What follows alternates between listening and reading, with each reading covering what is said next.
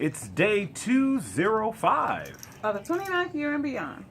Well, yesterday we were up at Lake Lanier and we talked about obstacles, right?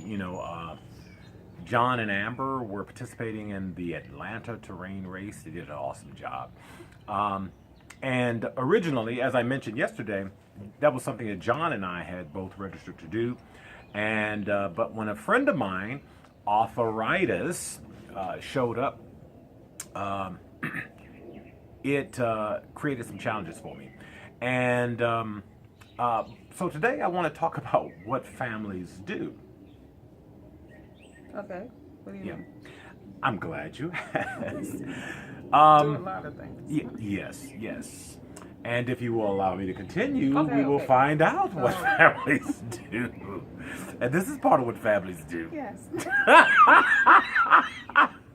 But at any rate, the race was yesterday, Saturday. For 2 weeks previously, I had really been dealing with some serious challenges with my knee. I was diagnosed with osteoarthritis in my left knee, but it's my right knee that's been giving me the challenges. And so, I've been taking medication and icing my knee and using a brace and limping to the point of severe pain. But in my mind, I was committed to do this terrain race Saturday. And I wanted to do it, not because of some macho thing, Right. but it was something I was looking forward to it. And it was, Gail always talks about making memories. Mm-hmm. This was a memory of something that my son and I would be able to do. Well, the race was scheduled for Saturday, yesterday. On Thursday evening, Gail comes to me and informs me that I cannot run the race. And I was like, yes, I can. And she informs me, no, you can't. And as much as I did not want to hear that, right, as much as I really, really was looking forward to and praying and pressing so that I could participate, the reality was she was right.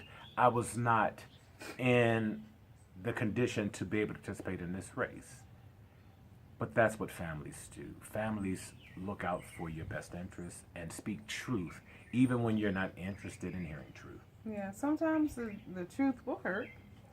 And, but the reality is, if I didn't love him, I might would have let him go out there and try to run the race, and then we would have saw some kind of ambulance or something going to pick him up from one of the obstacles where he had really injured himself.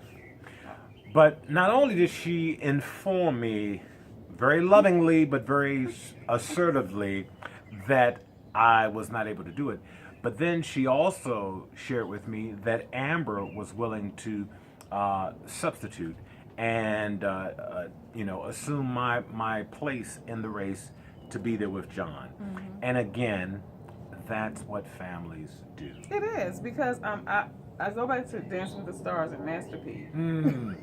His son was supposed to participate, but his son had some kind of injury, right? Yeah. And he couldn't do it. So Master P jumped in, who cannot dance at all. He even said it from the beginning. He couldn't dance, but he stepped in.